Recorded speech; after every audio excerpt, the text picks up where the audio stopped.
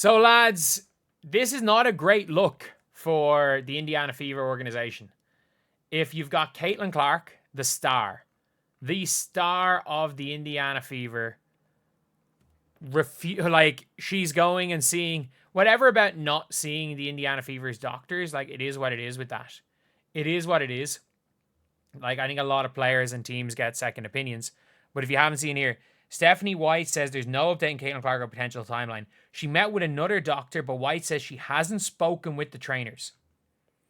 So she's literally, she has met with a different doctor. A different doctor.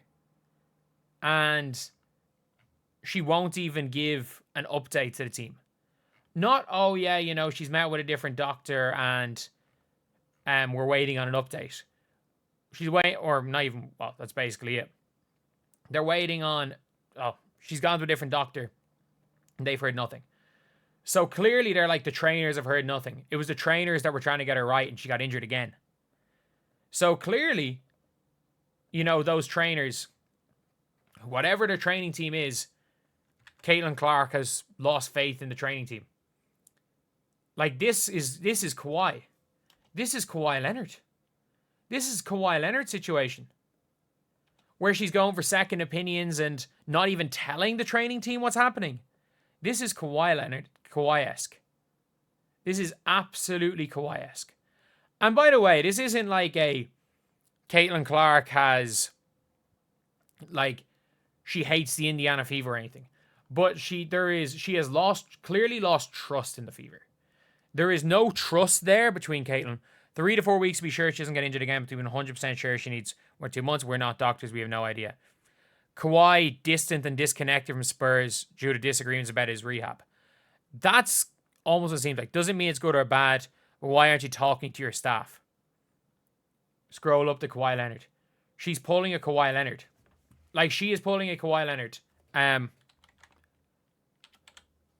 Like, she won't talk. She won't talk to the team. She won't talk to Fever trainers. Like, that's not great. That is not great if you are, like, the Fever organization where you're like, your star player is not keeping your training team, your S&C team, up to date. They're taking it entirely into their own hands. And again, I don't think there's anything that's going to be done badly. And if you guys don't know, when it comes to Kawhi Leonard, one of the big things of Kawhi Leonard was that while he was getting a second opinion, Tony Parker, who is like a big time relevant player in the history of the Spurs organization. I don't know if was Tony Parker. I don't think he was there the season where Kawhi was. Tony Parker there that season? I don't know if Tony Parker, what year he went to the Charlotte Hornets. Tony Parker was in San Antonio that season. Tony Parker came out to the media and said that he was suffering from a worse injury than what Kawhi had, and, you know, he came back and played. Basically saying that Kawhi Leonard should be playing. So I don't think that is something that's going to be happening. I think it's very, very different with that, because no Indiana Fever players have come out and told Caitlin Clark she should be playing. Before the crash out comes, no, this doesn't mean bad. No update means no update. Thank you, Chloe, for a Caitlin Clark injury update. Is that a joke tweet? There's no update. Thank you for the update. This is what hell feels like. Yeah, she's lost all trust in the organization. Who wouldn't? Like, I don't, like, whatever at the team, this doesn't sound good. Hopefully it isn't anything serious. I don't think it's anything serious. She's done for the season. We don't know that. I'm telling you, she won't risk it. I think it all depends on, I think it's going to be she's waiting to see how they get on the next 5 or 6 games. If we get into the middle of August and the Indiana Fever are 4 games below 500, she's not coming back. She's not coming back.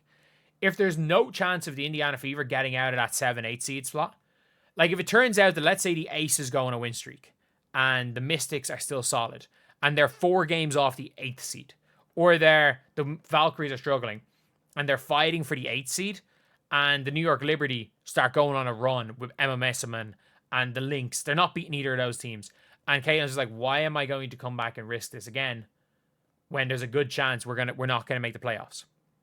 Which, look, at the end of the day, for the greater good of basketball, obviously it's great Caitlin Clark plays. For the likes of myself, it's unbelievable when Caitlin Clark plays. Like, obviously, we're going to be selfish, whether it be from the perspective, from me as a perspective of either a content creator or just a fan in general. I'm going to be selfish and say, I hope Caitlin Clark plays. But at the end of the day, I don't think that it's beneficial for Caitlin to risk her body if this team has no chance of winning. I do not think that that is a beneficial thing. And I know Caitlin Clark probably doesn't think it's beneficial either.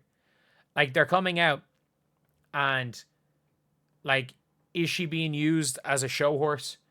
The team doesn't fit her play style. She's going to come back and probably going to be playing a completely different style to what she wants to play. And all around, I think it's genuinely a tough one. It's a real tough situation for the Fever to be in. Look, I don't even know if the Fever have done anything wrong trying to get their player out in the court. If nothing else, maybe Caitlin Clark really wants to play, and the Fever training staff are trying to get her in the best, are trying to get her 100% cleared to go play. And there's a good chance that maybe she was asking for a second opinion and they said that they didn't need it. I don't know. Let's be real. We saw from the All-Star post, it's not like Caitlin Clark hates the Fever. It's not like the Caitlin Clark hates her teammates or hates Amber or hates Kelly, because she saw it All-Star weekend. Like, this organization has some positive things to it, but it's clear that with her health, there isn't a level of trust. There isn't trust there. Like, and to be fair, it's probably good not to have blind trust in the organization, because the organization is going to do what's best for them. For the Indiana Fever, it is best that Caitlin Clark comes out on the floor no matter what. No matter what. If you've got a little bit of fear that Caitlin Clark may or may not want to leave, it's in the organization's best interest that she's on the floor every single game, even if it is to the detriment of her own health.